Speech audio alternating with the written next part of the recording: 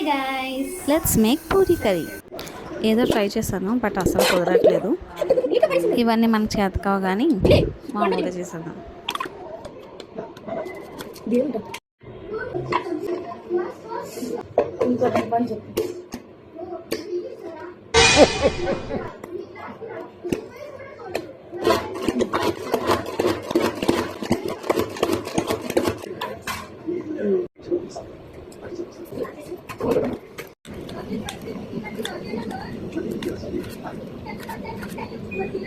ఇప్పుడు చూసు గంపలు పోసి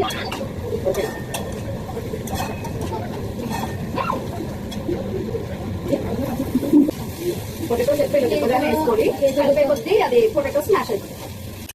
నెమ్మదిగా చిన్న చిన్నగా అయిపోతుంది.